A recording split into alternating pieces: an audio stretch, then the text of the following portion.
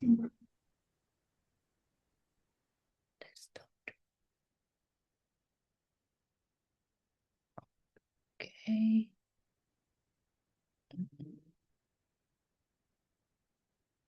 Assalamualaikum warahmatullahi wabarakatuh.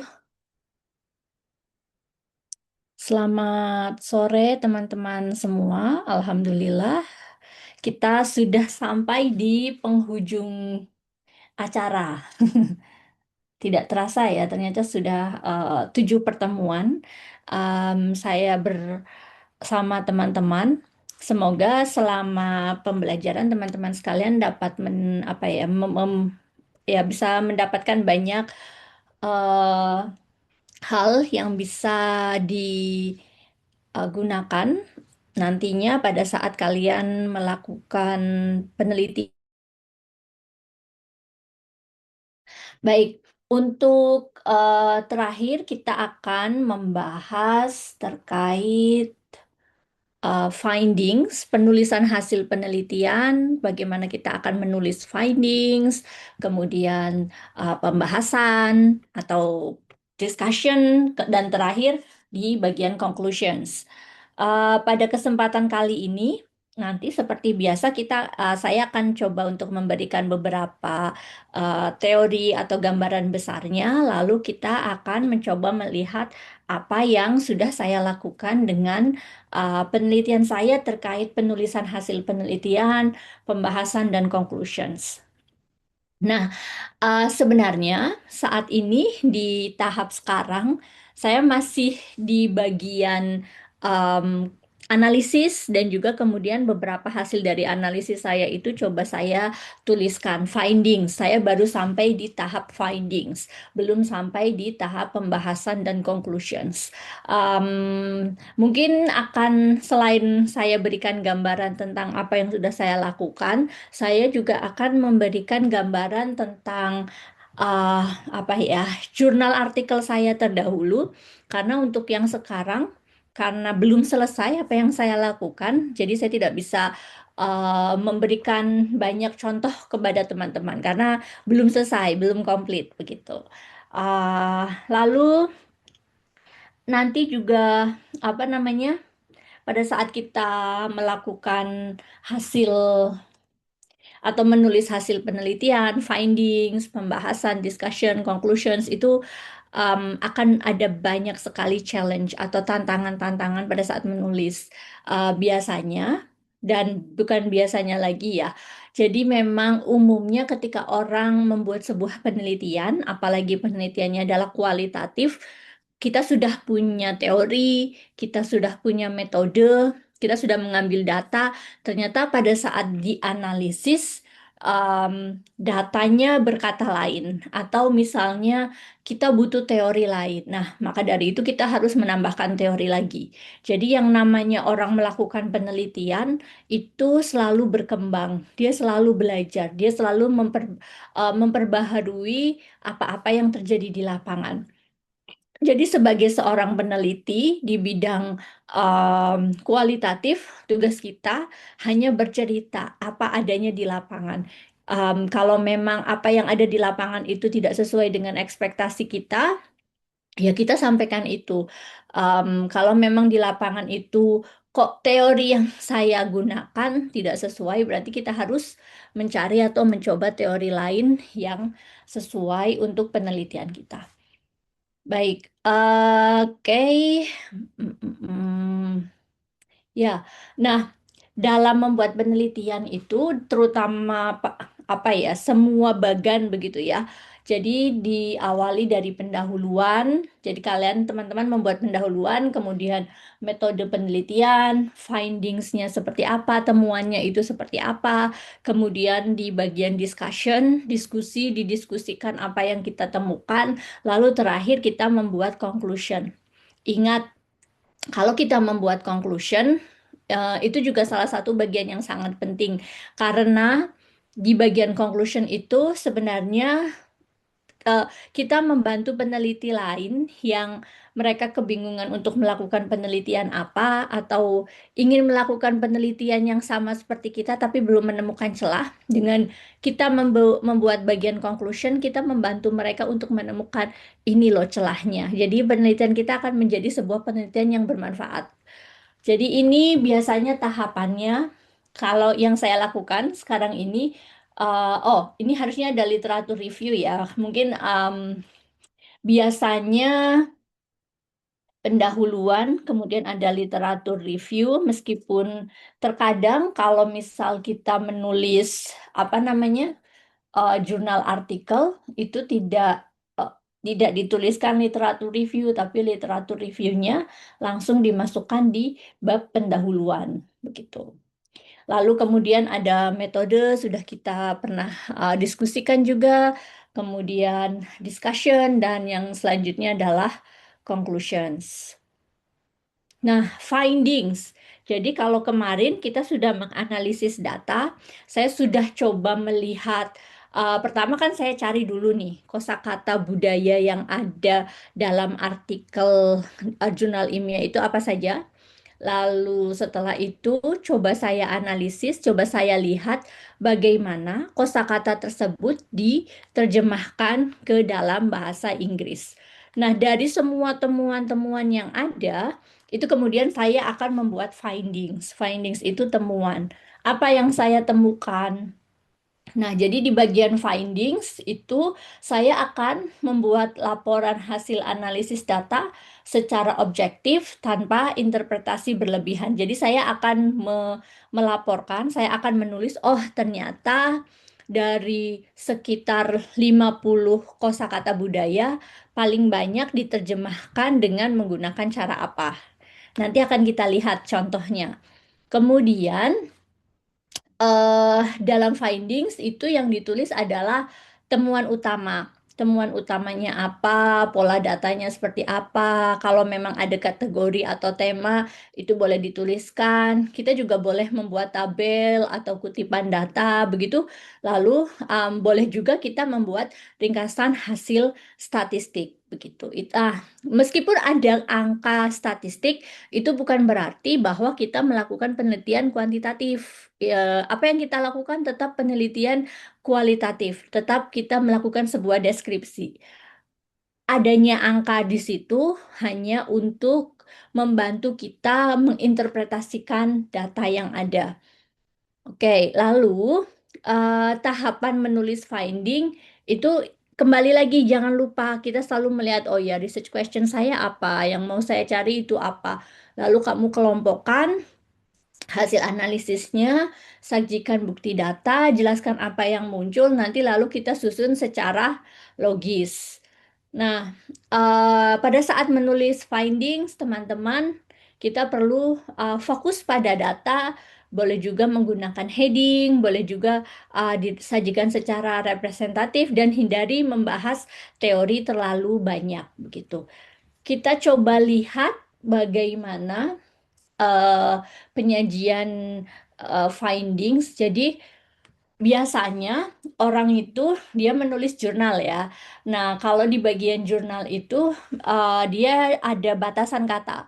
Karena ada batasan kata dan tidak terlalu banyak, jadi pada umumnya bagian introductions, background, latar belakang itu disatukan dengan teori. Jadi mereka dijadikan satu. Nah, nanti kalau teman-teman menulis skripsi atau membuat proposal itu akan dipisah. Nah, kalau di bagian jurnal itu biasanya dijadikan satu. Oke, lalu methodology itu tetap dia sendiri. Nah, ini contoh misalnya result and discussion, hasil dan pembahasan, atau biasanya ada juga yang mengatakan findings. Nah, em, ini yang pertama saya ingin melihat apa ya namanya, hmm, bagaimana kosakata budaya yang ada pada novel Perahu Kertas itu bisa diteliti atau diterjemahkan ke bahasa Inggris. Jadi dari beberapa jenis strategi menerjemahkan, itu yang paling banyak digunakan adalah cultural equivalence. Cultural equivalence itu bagaimana menerjemahkan konsep budaya Indonesia, lalu dicari kesamaannya dengan konsep budaya Inggris, meskipun dia tidak 100% sama, tetapi hampir sama lah begitu. Atau mungkin secara garis besarnya sama. Nah, itu coba saya cari namanya cultural equivalence. Kemudian ada pula yang namanya literal translation, jadi diterjemahkan kata per kata begitu. Um, ada pula expansion, kemudian omission itu dihilangkan dan sebagainya. Contoh misalnya, nah, jadi di sini si findings ini saya sebutkan, oh, apa, dari 104 kosakata budaya itu berarti yang paling banyak diterjemahkannya menggunakan cultural equivalent. Jadi awalnya saya baca novelnya dulu kan. Terus kemudian saya coba lihat kosakata budaya yang ada dalam novel tersebut itu apa.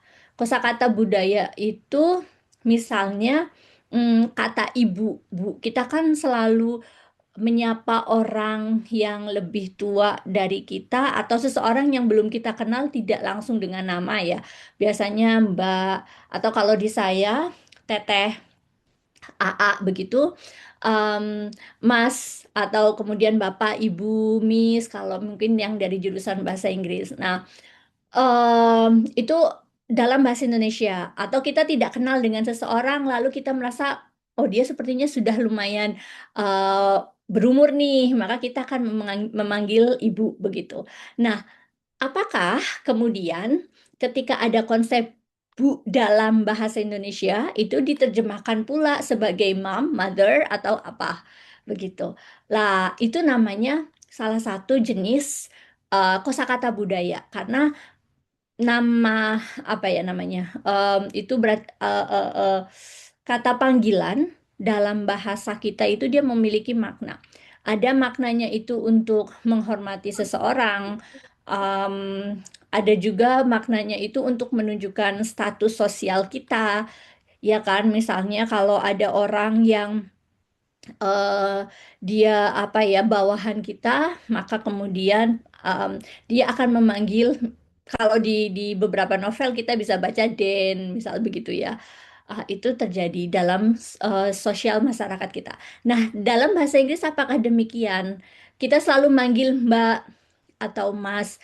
Apakah kita harus memanggil sister, brother kepada setiap orang? Nah, itu juga menjadi salah satu kajian kosakata budaya dan kita harus melihat bagaimana sih ketika menerjemahkan. Nah, dalam novel si apa Perahu Kertas ini, dia sudah diterjemahkan ke bahasa Inggris juga. Nah, dalam terjemahannya itu beberapa kosakata budaya misalnya pada kata bu. Nah, kata bu itu dia terjemahkan sebagai madam.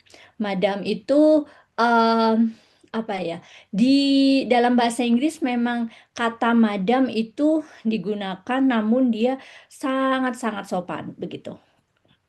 Maknanya itu sangat sopan.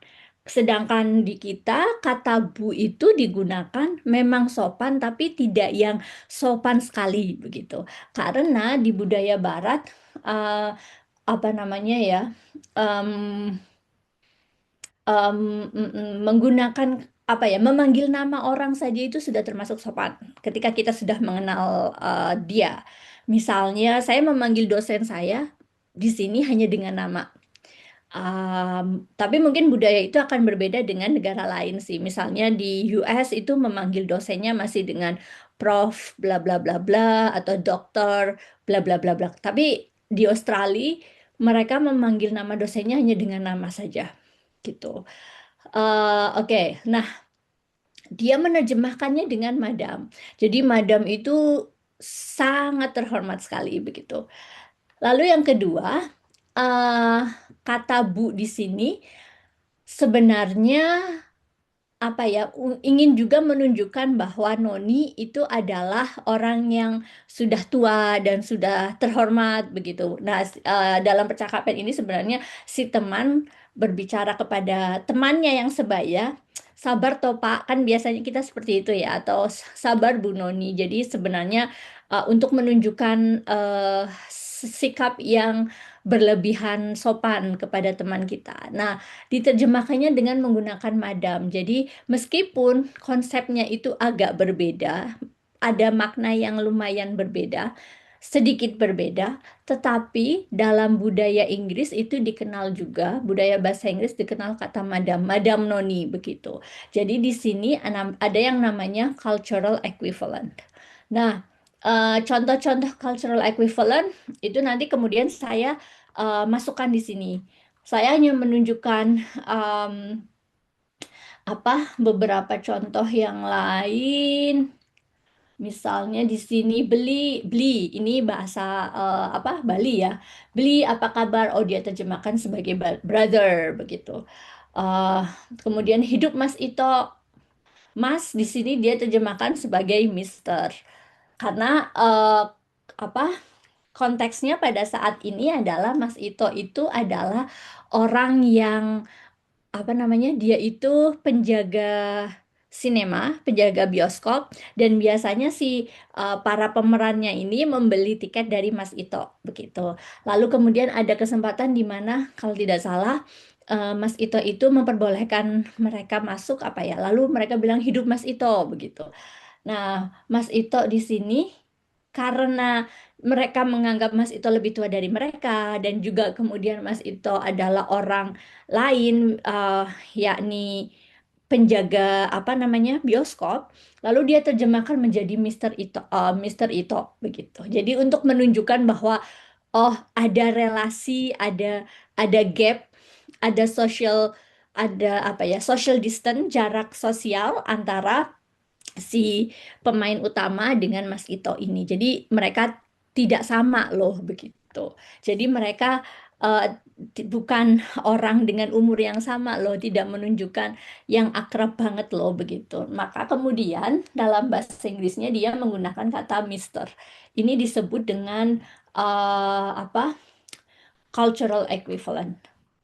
Lalu, nah, jadi dari beberapa contoh ini kemudian saya tuliskan contoh-contohnya.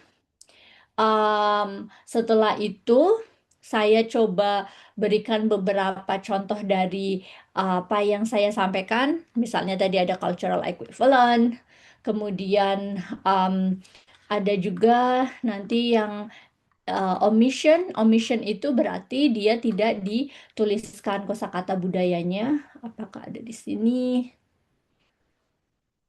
Hmm. Oh, ini Kak. Kak itu berarti tetap dituliskan. Tidak ada ya. Kok tidak ditulis? Sepertinya tidak terlihat di sini. Oke. Kemudian, ya, jadi saya berikan contoh. Contohnya itu apa? Dalam menuliskan kosakata budaya. Kemudian setelah itu em, saya memberikan juga beberapa gambaran yang ada dari data yang saya temukan.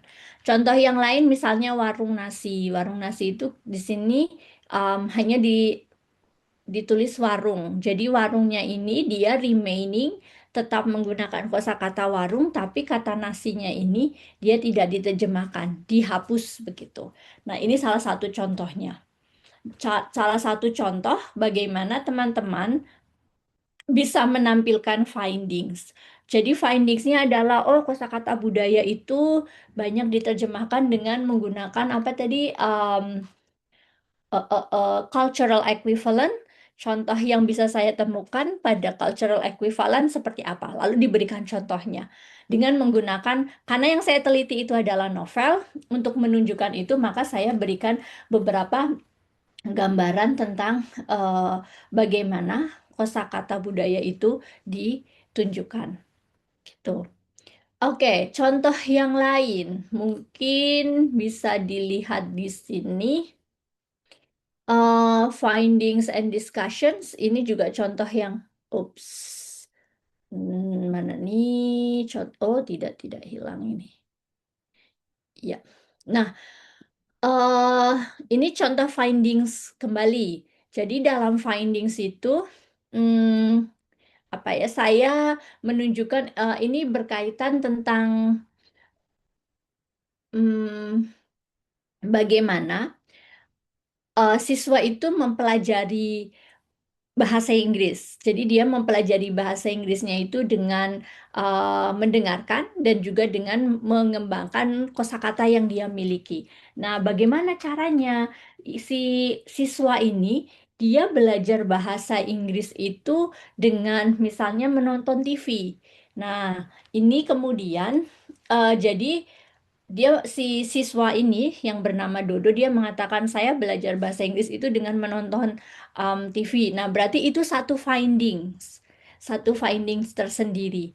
Karena sekali lagi ini penelitiannya adalah tentang bagaimana seorang pembelajar bahasa Inggris itu bisa meningkatkan kemampuan eh, mendengarkan, listening, dan juga kemampuan kosakatanya dia. Dia bilang bahwa, oh saya belajar sendiri untuk meningkatkan kemampuan bahasa Inggris saya.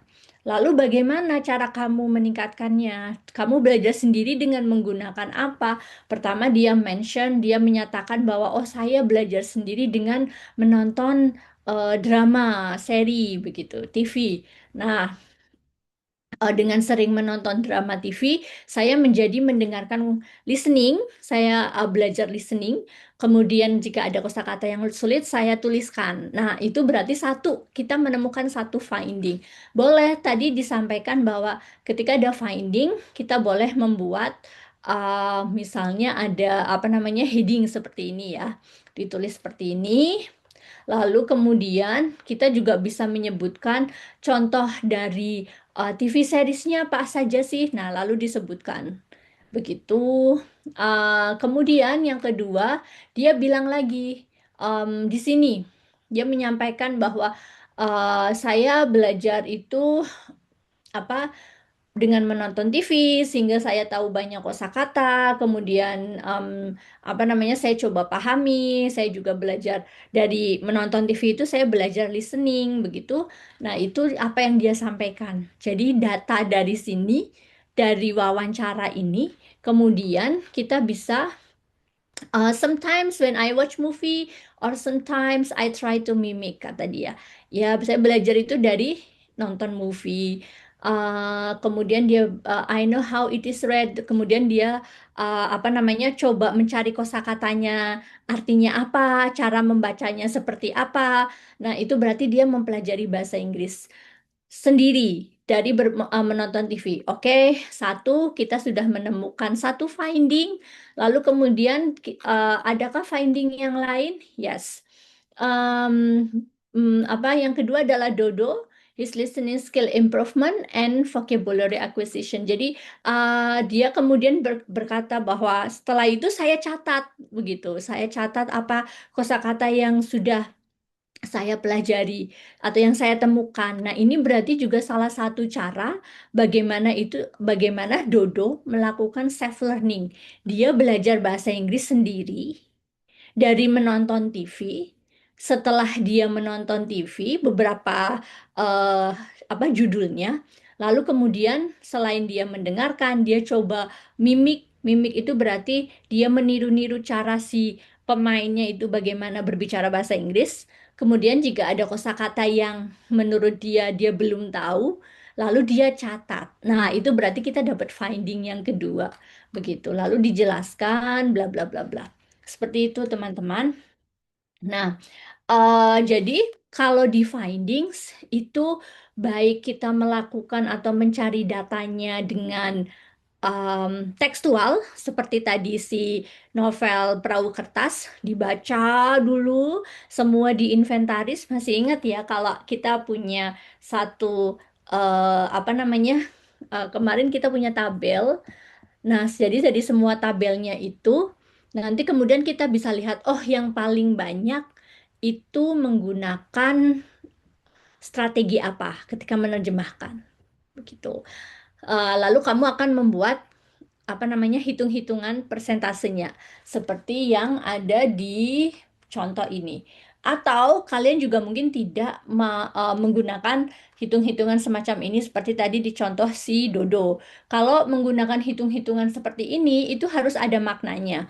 Maknanya apa? Jadi di sini maknanya, oh berarti sebagian besar itu kan menggunakan cultural equivalence. Jadi si penerjemahnya itu coba mencari kosakata yang konsepnya hampir-hampir sama apa ya dalam bahasa Inggris. Karena dia ada maknanya. Maknanya berarti si penerjemah ini ingin lebih apa ya, membuat bahasanya lebih mudah dipahami sehingga eh, pembaca ketika membaca novel itu dia tidak perlu mengandai-andai atau pada saat membaca novel dia tidak perlu kemudian mencari maknanya apa pada Google. Kalau coba bayangkan misalnya kata mas ini tidak diterjemahkan ke kata mister tapi tetap mas karena konsep mas dalam bahasa Indonesia itu kan tidak harus selalu mister ya. Mungkin orang yang Hmm, kita pertama kali bertemu asing itu juga menggunakan mas. Kemudian kepada orang yang lebih tua, kakak kita menggunakan mas. Atau mungkin apa ya, pasangan begitu, suami istri ada yang memanggil mas. Jadi kata mas itu dia memiliki makna yang banyak sekali. Nah, dalam konsep ini, dalam sebuah novel terutama, kalau kata mas ini tidak diterjemahkan ke dalam budaya atau dicarikan ekuivalen kesamaan budayanya dalam bahasa Inggris, mungkin pembaca akan kebingungan, apa sih maksudnya, Mas? Nah, dan itu juga akan mengganggu kan pada saat membaca, karena dia harus coba googling, Mas itu apa ya maksudnya? Nah, itu akan sedikit mengganggu dan membuat pembaca tidak nyaman ketika membaca karena dia harus coba googling, terganggu, lalu harusnya yang dia bisa membaca dengan apa alur yang tetap mengalir dia jadi terdistraksi. Maka dari itu si penerjemahnya oh sepertinya kita coba mencari untuk terjemahan yang lebih mudah dipahami yaitu Mister atau kata ibu. Ibu itu kan tidak selalu maknanya mother ya. Yang ibu bisa maknanya ibu kandung kita. Um, Bisa juga maknanya adalah onti di sini atau karena kepada orang lain begitu kan. Ya di sini kemudian diterjemahkan oleh si penerjemahnya menjadi kata onti karena apa ya kata onti itu memang lebih umum dipakai untuk menunjukkan ke seseorang ke perempuan yang lebih tua dan mungkin dia tidak juga begitu em, apa boleh dibilang tidak begitu asing untuk kita. Nah, sehingga digunakanlah kata onti ini. Karena memang pada konteks kalimat ini, Ibu Ayu itu seseorang yang dikenal oleh si aktor atau oleh si pemain, apa namanya ya, karakter dalam novel tersebut. Begitu. Oke. Teman-teman jika ada pertanyaan, boleh dituliskan di kolom chat ya, silahkan. And then next, selanjutnya adalah, oke.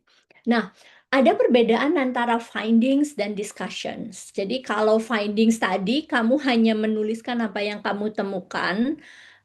Kamu mengatakan apa, misalnya ada berapa persen strategi cultural equivalent yang digunakan untuk menerjemahkan kosakata budaya.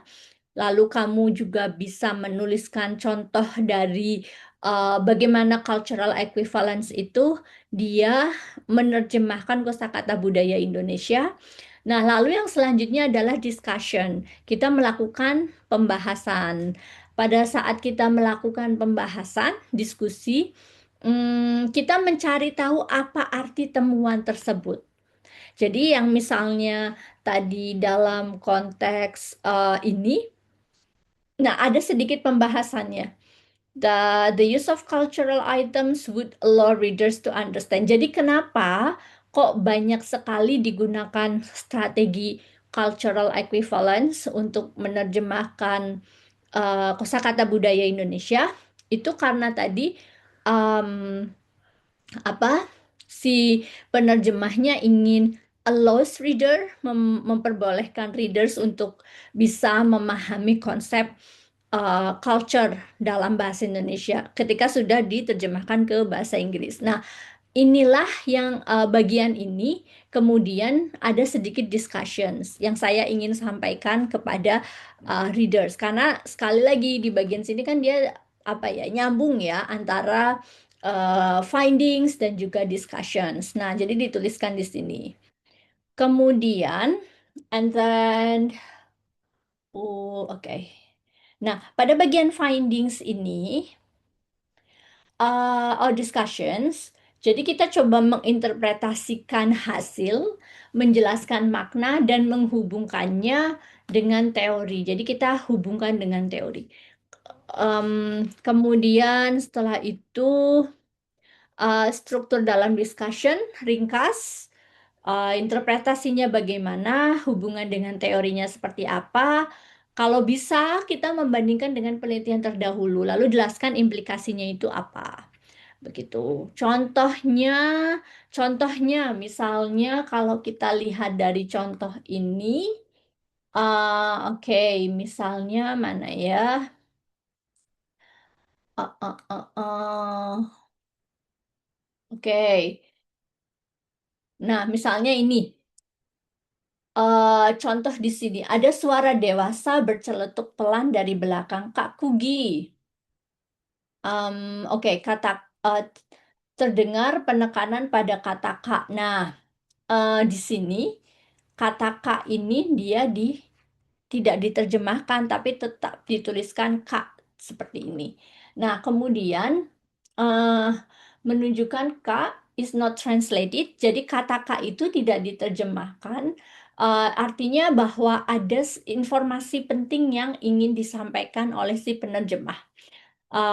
Sehingga kata Kak itu tidak diterjemahkan dan maknanya itu juga tidak berubah begitu karena memang tetap dituliskan sebagai K. Lalu di sini coba carikan teorinya seperti apa. Yang sesuai dengan teori itu bagaimana. Nah, itu yang disebut sedikit dengan discussion. Oke. Atau misalnya di contoh yang kedua. Di contoh yang kedua ini kenapa dia ngeblur? Oke. Oh. Misalnya, hmm, mana ya yang ada teorinya, kemudian, ini belum ada teori, Mas. Oke. Ini. Dia di sini, di bagian sini mengatakan salah satu kunci utama untuk memotivasi strategi pengajaran adalah menggunakan materi otentik sehingga siswa menjadi tertarik. Nah, maksudnya apa? Jadi di sini teori ini mengatakan ingin menyambungkan dengan hasil temuannya. Jadi hasil temuannya adalah pada saat si Dodo menonton TV, lalu kemudian dia ada kosakata yang dia tidak tahu, daily vocab, dia membuat apa eh kosakata beberapa contoh kosakatanya, kemudian habis itu dengan cara semacam ini, dia akan lebih tertarik untuk mempelajari kosakata. Nah, hal tersebut itu sesuai dengan teori yang ini, teori yang mengatakan bahwa dengan menggunakan authentic materials, materi pembelajaran yang otentik, yang sesuai dengan minat si siswa, maka dia akan lebih bisa mempelajari atau dia akan lebih memiliki rasa suka dalam sebuah pembelajaran. Jadi kita kaitkan dengan teori. Begitu. Oke. Lalu kemudian contoh yang lain, misalnya di sini disampaikan bahwa uh, uh, uh, uh, uh, Misalnya mana ya? One stream motivating teachings these authentic materials. Ya, di sini disampaikan lagi menggunakan authentic materials. Jadi baik itu menonton film atau misalnya dengan menulis itu adalah salah satu authentic materials untuk bisa menumbuhkan rasa suka seorang siswa untuk belajar bahasa. Jadi ada banyak cerita bahwa oh saya belajar bahasa Inggris itu dari menonton TV, dari membaca majalah, dari membaca novel, atau dari mendengarkan musik lagu berbahasa Inggris. Itu mungkin salah satu cara bagaimana bisa seorang siswa itu eh, apa ya berkembang dan juga mempelajari bahasa. Nah, dari apa yang ditemukan pada kasusnya Dodo, dia belajar bahasa Inggris, dia belajar listening dan juga vocabulary dari satu hal yang dia sukai, yaitu menonton TV atau menonton apa ya drama sinetron begitu. Nah, kemudian ini sesuai dengan teori yang disampaikan oleh beberapa ahli. Kenapa harus ada teori semacam ini? Karena teori ini dia akan mendukung apa yang kita temukan itu apakah memang sesuai dengan teori yang ada.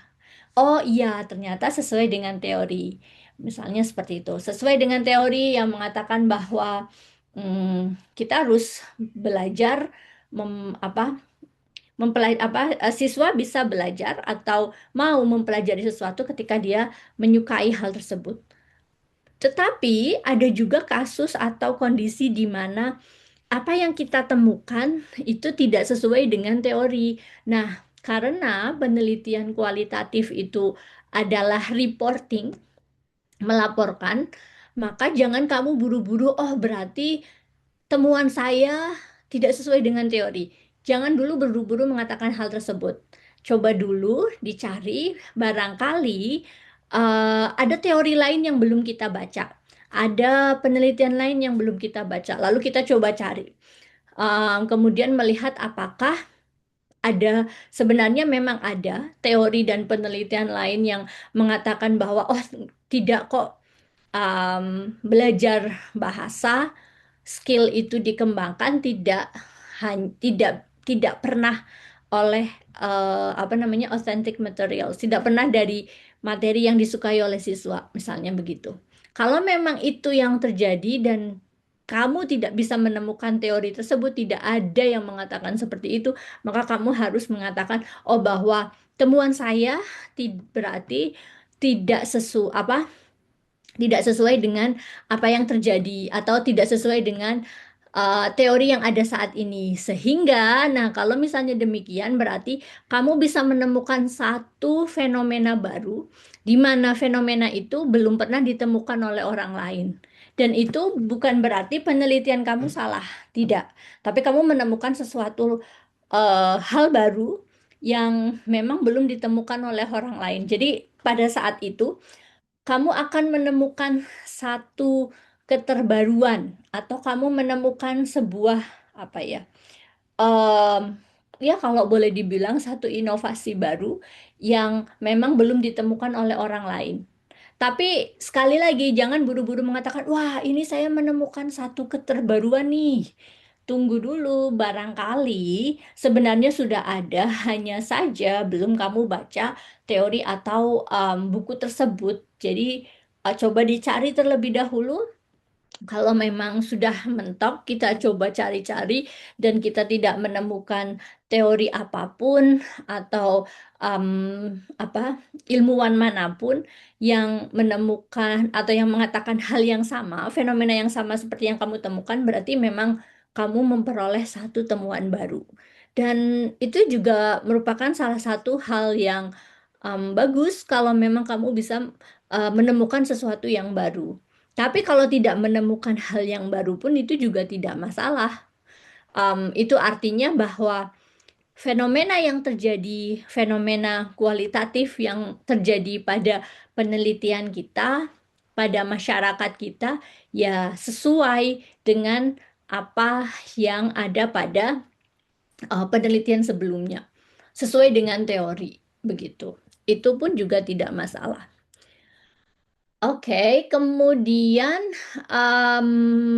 ya kesalahan umum dalam discussion itu eh, apa namanya?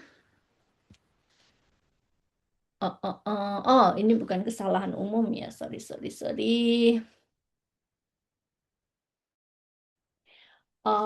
Right, hal yang harus ditulis dalam discussions harus ditulis dalam discussion. Jadi yang memang harus teman-teman tulis dalam discussions ini beberapa hal ini. Oke. Yang terakhir itu adalah konklusi. Konklusi ini sangat penting sekali, teman-teman. Karena tadi seperti yang saya sampaikan, biasanya konklusi itu akan membantu pembaca. Kalau kita mau mencari artikel, tidak akan pada saat screening itu tidak akan membaca semua. Biasanya orang pertama kali akan membaca bagian abstraknya terlebih dahulu. Jadi intisarinya yang dibaca pertama kali. Kalau dia merasa, oh ini sepertinya sesuai nih dengan yang saya cari, lalu dia akan kemudian membaca bagian conclusions-nya. Konklusi itu sangat penting karena dalam bagian konklusi itu ada ringkasan. Ringkasan tentang jawaban terhadap research questions-nya itu seperti apa. Kemudian dalam conclusions itu isinya adalah jawaban singkat, kemudian ada kontribusi penelitian, kemudian ada implikasinya apa, keterbatasan dan saran untuk penelitian selanjutnya itu seperti apa. Nah, bagian paling bawah ini kadang bukan kadang ya, sering sekali ini sangat membantu peneliti yang setelahnya. Jadi kalau dulu mungkin teman-teman masih ingat ya, di awal pertemuan saya pernah memberikan salah satu saran ketika kalian bingung mau meneliti apa, kamu membaca jurnal-jurnal artikel, coba lihat bagian conclusion. Lalu di bagian conclusion itu si peneliti menyarankan apa? Karena apa yang dia sarankan itu adalah sesuatu yang belum belum bisa dilakukan oleh si peneliti. Karena apa? Karena ada keterbatasan. Nah, kamu bisa kemudian melakukan penelitian itu. Jadi kalau kita membuat saran penelitian selanjutnya, eh itu akan sangat-sangat membantu orang lain untuk menemukan ide, oh, berarti saya bisa melakukan penelitian ini nih, begitu. Oke, coba sekarang kita lihat di paper yang tadi. Menurut teman-teman, apakah sudah ada, mungkin saya beri nomor di sini. Oke. Apakah sudah ada jawaban singkat, kontribusi, dan kemudian hal apa namanya, implikasi, keterbatasan, dan saran. Kita coba dari yang paper ini kita kita bagi dua. Oh, can I? Oke. Oh, terlalu kecil ya. Bisa kelihatan. Oke.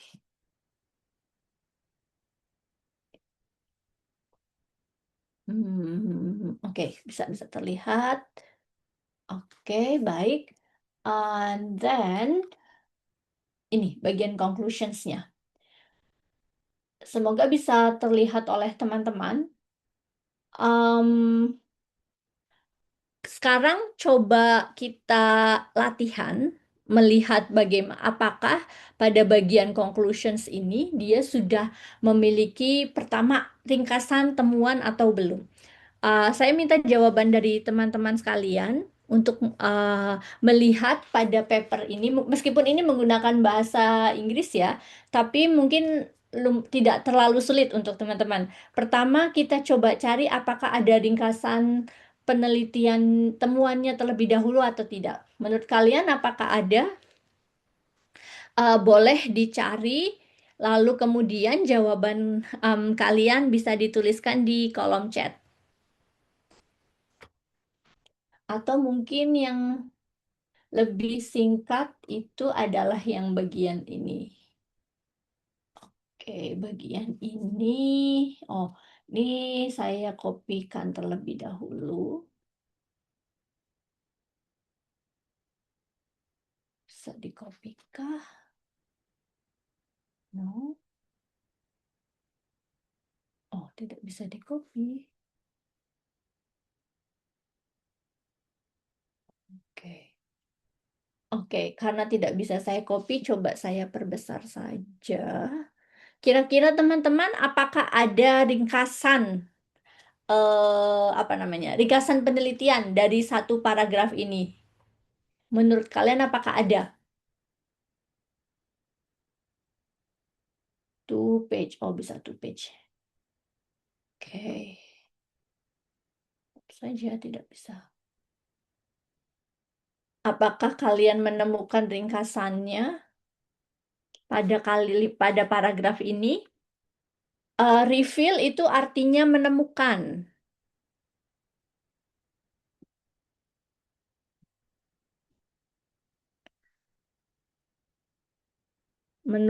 Ya, saya tunggu jawaban teman-teman di kolom chat. Menurut kalian apakah ada apa ya? Apakah terdapat ringkasan penelitiannya?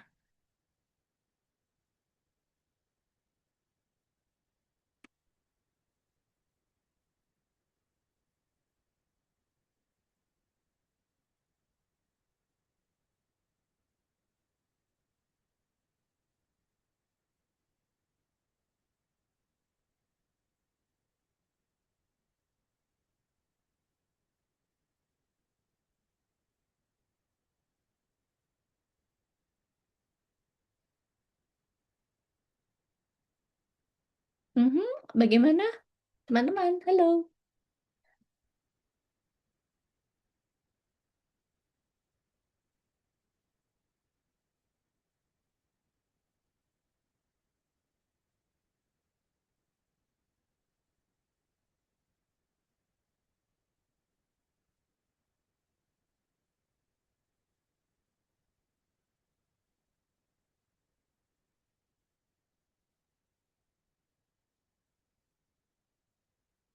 Contoh yang lain mungkin, oke, kita coba cari. Oh, no way.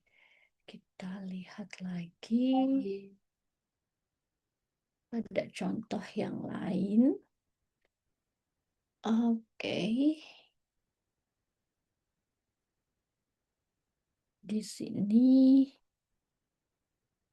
Oke, bentar. Ya, mungkin kalau contoh ini akan sedikit terlihat. Oke, strategi penerjemahan kata sapaan konteks sosial budaya pada novel Bumi Manusia. Oke, wah, ada banyak sekali eh, apa namanya contoh kata sapaan yang ditemukan dalam penelitian ini pada novel Bumi Manusia. Jadi ini findingsnya di bagian ini dia sampaikan semuanya. Dan ini cara penyajiannya itu sebenarnya bebas. Kalian bisa menuliskan dari alfabetik seperti ini, atau kamu juga bisa menuliskan dari yang paling banyak muncul itu apa. Misalnya dari semua kata ini kan berarti yang paling banyak muncul adalah tuan. Nah, tuan boleh dituliskan terbanyak apa di awal seperti itu juga bisa. Alfabetik juga boleh. Kemudian dibahas. Ada pembahasannya seperti apa, kemudian dijelaskan begitu. Kata tuan diterjemahkan menjadi sir, menjadi mister, karena memang konsepnya agak sama begitu ya. Nyai itu diterjemahkan tetap menjadi nyai karena mungkin dalam bahasa Inggris susah untuk mencarikan padanannya. Di sini nyai itu dia mungkin maknanya adalah apa ya, gundik. Nah, dalam konsep budaya Inggris mungkin tidak mengenal hal tersebut begitu. Karena mereka tidak mengenal konsep tersebut, Atau mungkin ada istilah mistris, tapi tetap diterjemahkan sebagai nyai, misalnya begitu. Nah, uh, ini bagian si discussionsnya. Tapi kalau kita lihat di sini, dari artikel ini dia tidak ini ya, tidak menghubungkan dengan apa namanya teori yang ada. Nah, sebaiknya teman-teman ketika membuat sebuah penelitian, kemudian kamu menemukan sebuah fenomena, itu kamu coba hubungkan dengan teori yang sudah ada, atau bagaimana dengan penelitian yang sebelumnya, mendukung atau tidak mendukung, sesuai atau tidak sesuai dengan teori yang ada. Nah, itu sangat perlu sekali untuk bisa membuat analisismu itu tidak hanya tentang klaim. Karena ketika kita membuat penelitian mengatakan sesuatu, lebih kuat itu kalau kita bisa memiliki apa ya namanya bukti fakta melalui misalnya ya bolehlah menggunakan teori seperti itu. Oke, terakhir di sini penutup dalam penelitian ini dia ada penutupnya. Kita buka kembali, kita bagi dua di sini. Oke, nah dalam bagian penutup diusahakan pertama kita memiliki ringkasan temuan ya. Nah di sini ada ringkasan temuannya. Bla bla bla bla bla. Ringkasannya adalah terdapat 990 kata sapaan dengan 29 nama yang berbeda. Jadi dia ringkasannya adalah dari apa yang dilakukan oleh penelitian ini tuh ini. Begitu. Kemudian ada lagi tidak ada ringkasannya adalah menerapkan dari apa namanya 990 kata sapaan tersebut dia diterjemahkan menggunakan ini strategi. Begitu. Kemudian oke, nah kemudian ada hubungannya dengan teori kah? Ada teorinya yang Mona Baker tentang apa teori bagaimana menerjemahkan atau strategi penerjemahan. Lalu kemudian bandingkan dengan penelitian terdahulu, apakah mendukung apa yang sudah dilakukan oleh peneliti terdahulu. Di sini menurut teman-teman ada atau tidak? Apakah kalian melihatnya? Sepertinya tidak ada ya. Oke, berarti belum. Bandingkan dengan penelitian terdahulu, lalu jelaskan. Oh, sorry. Ya, kemudian apakah ada implikasinya? Dia tidak ada. Kemudian kontribusinya menggunakan kata pinjaman. Tak hanya itu menggunakan kembali atau tidak ada ya. Kemudian saran untuk penelitian selanjutnya di sini belum ada. Coba kita lihat contoh yang ini. Saran peneliti selanjutnya dari sini kontribusinya. The study has found telah menemukan beberapa aspek, itu berarti jawaban singkat atau ringkasan dari apa yang ditemukan, kontribusinya tidak ada. Lalu kemudian limitasinya, keterbatasannya apakah ada? Ada. Biasanya keterbatasan itu para peneliti mengatakan karena keterbatasan waktu, karena keterbatasan biaya, begitu sehingga penelitian ini hanya meneliti aspek pada novel Perahu Kertas. Nah, itu keterbatasannya. Lalu sarannya apa? Sarannya adalah peneliti yang selanjutnya dapat menginvestigasi karya sastra yang lain untuk mendapatkan pemahaman yang lebih mendalam tentang penerjemahan kosakata budaya. Oleh karena itu, studi yang lebih lanjut atau penelitian selanjutnya dapat meneliti bagaimana kosakata budaya itu diterjemahkan. Nah, jadi itu salah satu contoh bagaimana ada keterbatasan, kemudian saran penelitian selanjutnya. Jadi kalau misalnya nanti pada saat ada orang membaca penelitian kita, lalu dia ingin mengetahui kira-kira apa yang bisa saya lakukan ya. Saya ingin meneliti tapi saya masih bingung. Nah, biasanya kita lihat di sini, oh, oke, berarti menggunakan apa si orang ini sudah meneliti kosakata budaya pada perahu kertas. Mungkin saya bisa melakukan hal yang sama pada penelitian lain, pada novel lain.